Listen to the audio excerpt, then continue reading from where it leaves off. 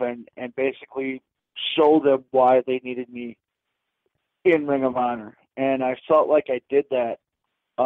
After the tryout camp was done, that's when I started getting emails from the office and stuff, and that's when they said, hey, you're going to be in the top prospect tournament. With the top prospect tournament, you don't know anything that's going on. You don't know who you're wrestling. You don't know how many rounds you're going. You know nothing. They keep you completely in the dark. So when I found out I was going in the semifinals, it felt really good. And then after I got done with the tournament, it just kept going like, hey, where are we going with this? And it kept giving me more dates, and pretty soon I made the roster. Yeah, the semifinal match you had with Will Ferrara was one of my favorite matches in that tournament, and it was Will Ferrara, Donovan Dijak. It was a very deep talent pool, and I definitely think, like you said, you definitely stood out. And here we are 2 years later, and you are tagging with the last real man, Silas Young. We actually like to call Joe the last real IT guy. So I don't want any gimmick infringement, but that's it's something we picked up. What's it like tagging with Silas Young, and is he always as angry as advertised? Oh yeah, he's always angry. I can be quite a bitter person, but he's since traveling with him, I found some new colorful words to call people.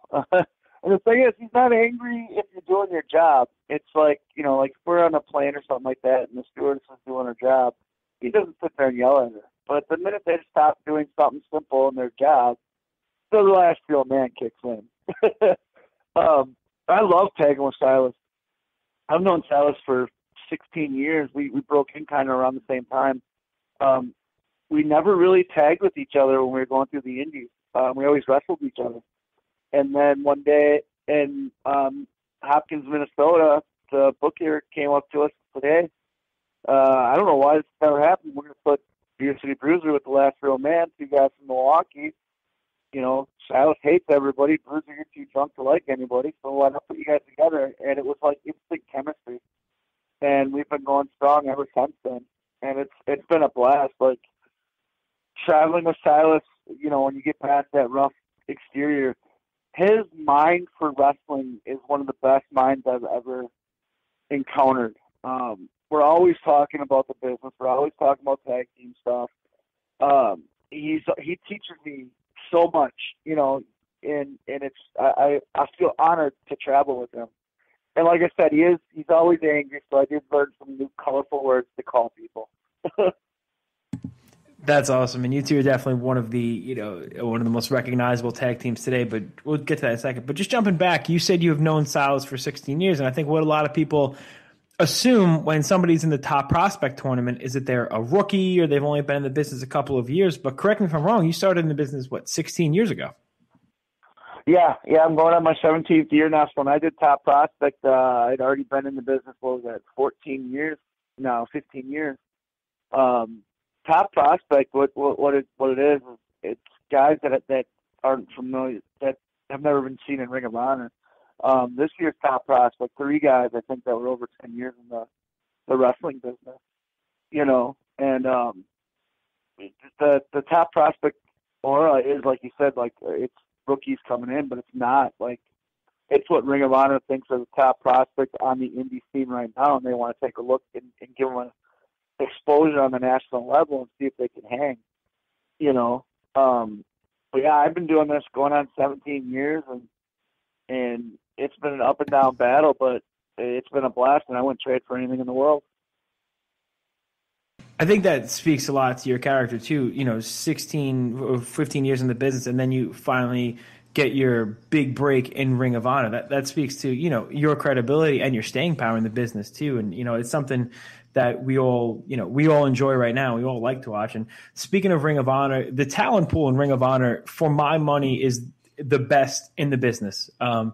The ability for Ring of Honor to call, to have guys from England coming over, the working relationship with New Japan and CMLL, Marty Skrull, Will Ospreay, Dragon Lee. You have, being with Silas, you guys have a lot of tag team matches and have the ability to wrestle a lot of people. Is there anybody that you would like see come to Ring of Honor soon so you get the chance to work with them? Yeah, there's a couple New Japan guys that I want to wrestle with. Ishii is one of them. Godo is one of them.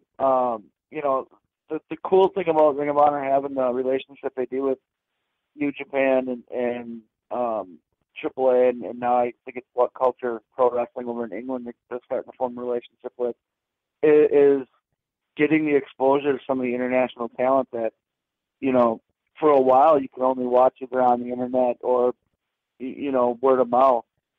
And Makabe is another one that I want to wrestle.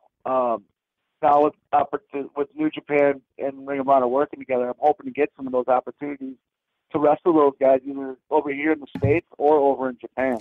So do you also watch other wrestling promotions and follow them? Obviously, New Japan is probably one that you follow pretty closely. Do you follow other things like WWE or Impact Wrestling or any other promotions out there just to kind of scout out and see what else is going on in the wrestling world? If it's on TV, I'll watch it. I don't go out of my way. I think to be relevant in wrestling, you've always got to be evolving, and you should always be a student of the game. So keeping an eye on your other promotions like WWE, TNA. I mean, WWE is the leading international brand. So watching kind of what they're doing, what's working, what's not working, you can keep a hand on the pulse of what's going on. Impact, if it's on, like I said, I'll watch it. If I have friends that are on there, I usually turn in to watch their stuff.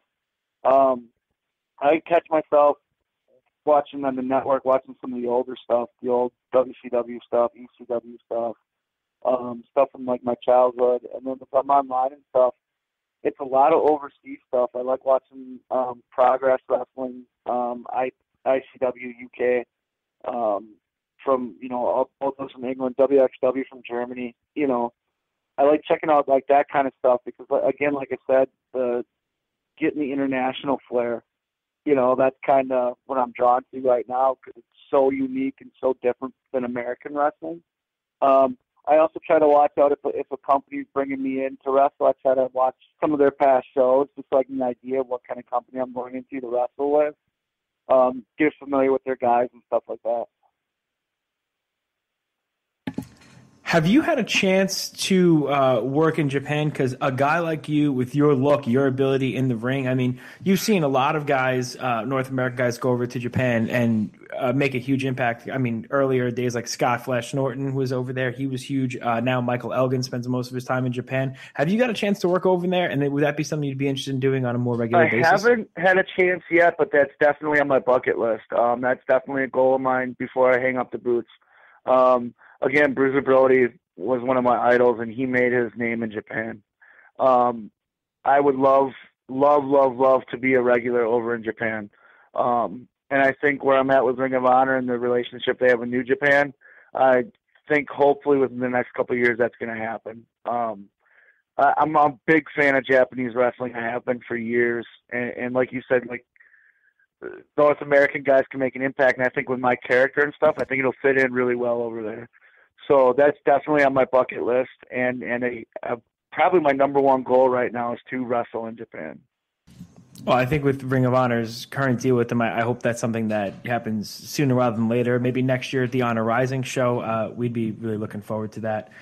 Now, before we let you go, I want to let you know, each week we do a segment on our show called The 5 Count. This week, in honor of the Beer City Bruiser, what it is, this week's 5 Count is top 5 wrestlers you would like on your side in a bar fight. Right. I don't want to put you on the spot. I mean, I'll go first. Joe, we'll get our picks out of the way, and then we need to hear who the Beer City Bruiser is walking into a battle with. So, all right. Without further ado, this week's edition of The 5 Count. All right, so I'm going to go first. Now, being in a bar fight, listen, I'm sure you've been in a couple yourself. You know, it's a tough task. You can't always have the most skilled guy in there. You need the guy who's willing to do anything. So I'm going to kick my list off with Sabu. Then I'm going to go to Taz. I'm going to have New Jack on there. I'm going to bring Cheeseburger in at number 4 because I feel like he's a wily veteran and he's got some quick skills. And then number 5, I'm going to go with exactly. Number 5, I'm going to go with Brock Lesnar. Joe, what do you got? I think you gotta have Lesnar on the list. That's an automatic. I think the Sandman could put down some pretty good beers. Yep. I feel like he'd be pretty solid in a bar fight. I'm going to throw the APA in there because they've had a lot of experience with the bar fights. Okay. Stone Cold drinks a lot. I'm going to say I'd like to have him in there too. And I like your call on Taz. I feel like that's a good move. He would be suplexing people through the bar or through some glass windows and stuff like that. That's definitely going to happen. You get close on Taz, he's going to lock you in a hand and arm, and you're going for a ride. All right, Bruiser, let's see. Who are we walking in with? All right, I got Harley Race, the Crusher.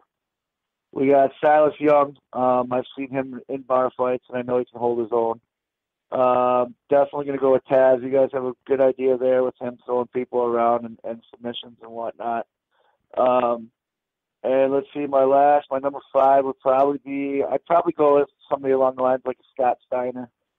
He's a big guy. He's insane. So, he could probably take a hit to the face and keep on going.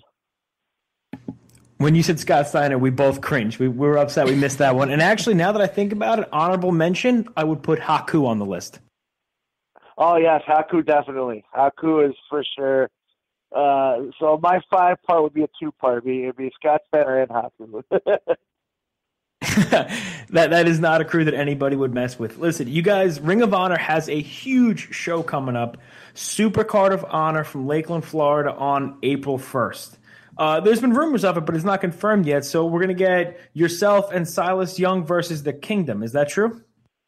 That's right. It was confirmed today. It's a tag team match now because of TK Orion's injury. So it's now just Silas and I against Vinny and Matt Taven, the Kingdom, in a tag team match. That show, and even better news today for Ring of Honor fans, is now you could catch Supercard of Honor on Fight TV, which is literally my favorite app, and I'm not just saying that. If you're a professional wrestling fan, if you're a combat sports fan, Fight TV is the way to go.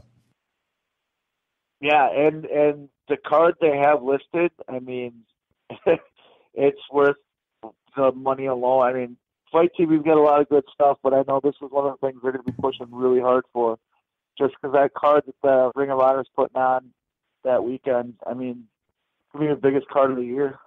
Yeah, and we were in attendance 2 weeks ago for Manhattan Mayhem, and that that's not necessarily a house show, but that's a show that Ring of Honor tapes and they do the VOD, and I think there are thousands of people that would have paid money to watch Manhattan Mayhem live, and I'm glad Ring of Honor is doing that with Supercard of Honor because I'll be in front of my phone. Well, actually, I stream it to the TV, but I'll be watching it. And the cool thing too is like you saw at Manhattan. At the Hammerstein Ballroom is you don't know what's going to happen at a Ring of Honor show.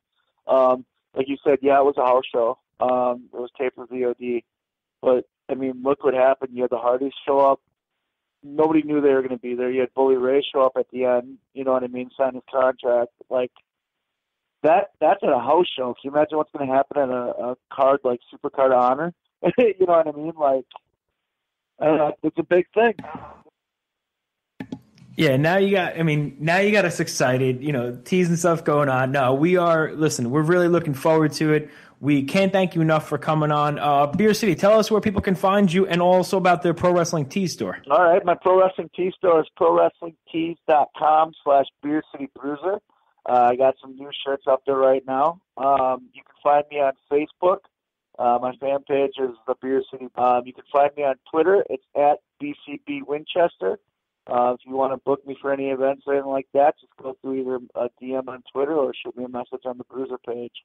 And like I said, come and buy my T-shirt off Pro Wrestling Tees and check out ROHWrestling.com for any Ring of Honor news. All right, listen, we sincerely appreciate your time. We're looking forward to Supercard of Honor. We're also looking forward to throwing back a couple dozen Yinglings at War of the Worlds in a couple months. Yeah, I will be there. That's awesome. Thank you very much to the Beer City Bruiser for joining us here on the All Night Long Wrestling Podcast. Thanks, guys.